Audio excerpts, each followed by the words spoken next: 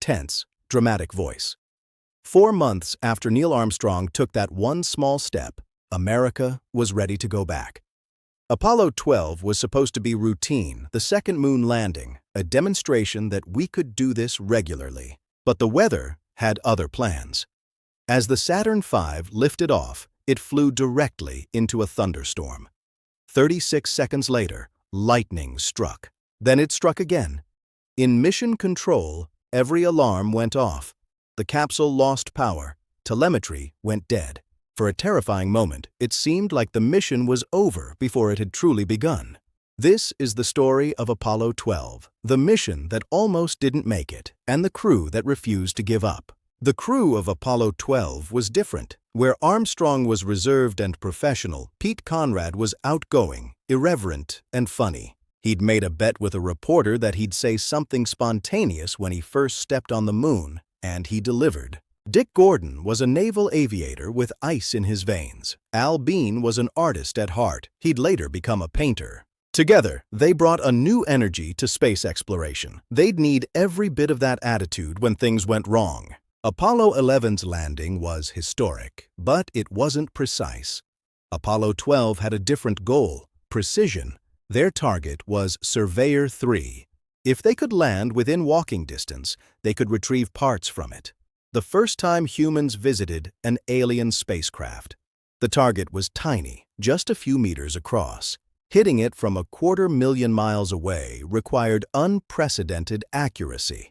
This is the complete story of Apollo 12, from the terrifying lightning strikes that nearly ended the mission, to the pinpoint landing that proved we could navigate to another world. This proved Apollo wasn't a fluke. November 14, 1969, Launch Day.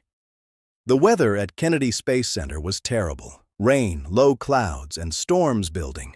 The launch window was narrow. If they missed it, the mission would be delayed for months. The decision was made to go. The Saturn V could fly through rain, they reasoned. Lightning was a concern, but they didn't realize they might trigger it. At 11:22 a.m., the Saturn V roared to life and lifted off, climbing into the overcast sky. Rain lashed the windows. Inside, Pete Conrad, Dick Gordon, and Al Bean monitored their instruments, feeling the vibration of the most powerful machine ever built. 36 seconds after launch, the Saturn V triggered a lightning strike. The bolt hit the rocket and followed its plume. In the capsule, every warning light came on. Fuel cells dropped offline. In mission control, telemetry went dead. Al Bean later said, all of a sudden, the control panel just lit up like a Christmas tree. The spacecraft was trying to tell us something was wrong. Before anyone could react, a second lightning bolt struck. This one was even more damaging. The guidance platform was lost.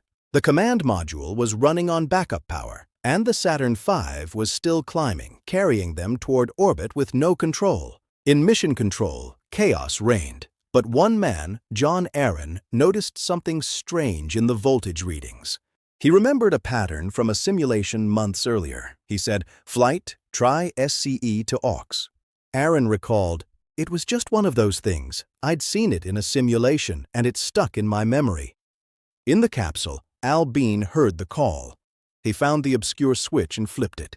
Instantly, telemetry returned to normal. The fuel cells came back online. The spacecraft was alive again. They'd been saved by a 26-year-old's memory. Pete Conrad later said, "I didn't know what the hell he was talking about, but Al found the switch, and John Aaron saved our mission." The lightning strikes were over, but their effects lingered. The spacecraft's guidance platform, the heart of its navigation system, was spinning uselessly. The crew would have to perform a manual realignment, using the stars to re-establish their orientation, a procedure they'd never practiced under these conditions. For the next few hours, the crew worked methodically, using a sextant to sight stars and feed their positions into the computer. It was like navigating an ocean ship in the 18th century, except they were traveling at 25,000 miles per hour, 250,000 miles from Earth. Slowly, painstakingly, they rebuilt their navigation solution. By the time they were ready for translunar injection, they had their orientation back. With navigation restored, it was time for the translunar injection burn. the critical engine firing that would send them to the moon. The SIVB stage fired for nearly 6 minutes, accelerating them to escape velocity. They'd survived the lightning. Now they had a mission to complete. As they left Earth behind, the crew took a moment to appreciate the view. No borders, no divisions, just one planet, one home. It's a view that changes everyone who sees it. Pete Conrad, never one for sentimentality, was quiet for a moment. Then he got back to work. 3 days after launch, they arrived at the moon.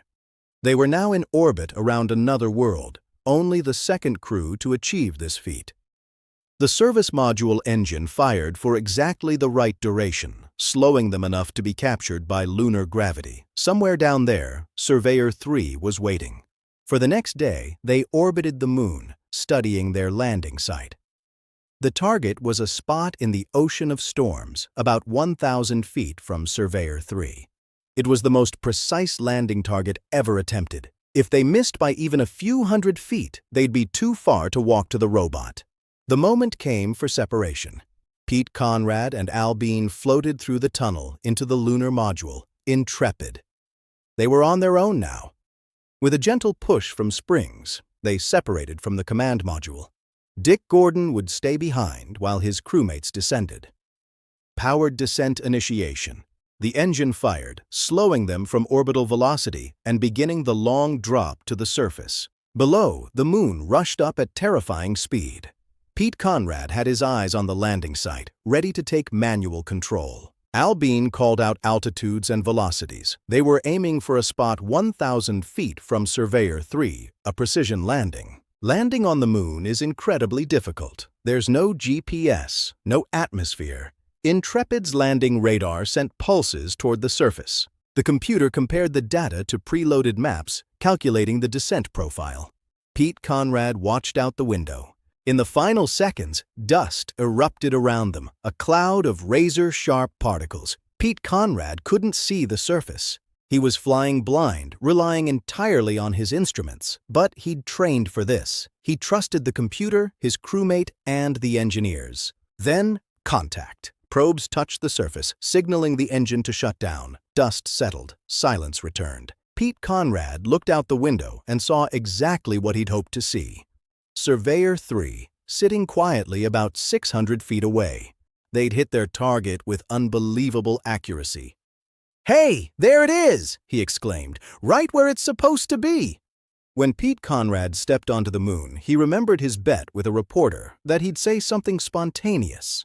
He grinned and said, "Whoopee, man, that may have been a small one for Neil, but it's a long one for me."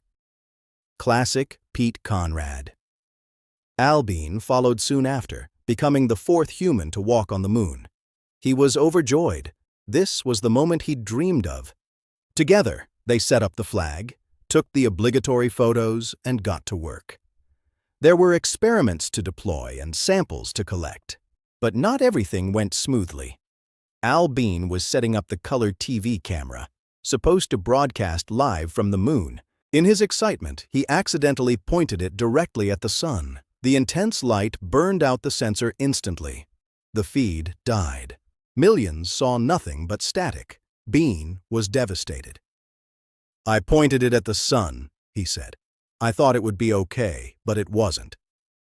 But there was still work to do. Their primary goal was to reach Surveyor 3, about 600 feet away, a significant trek on the moon. When they reached Surveyor 3, they stood for a moment, taking it in. A robot from Earth waiting for them for 2.5 years. Working carefully, they removed components, the TV camera, the soil scoop. They bagged them to bring back to Earth, the ultimate salvage mission.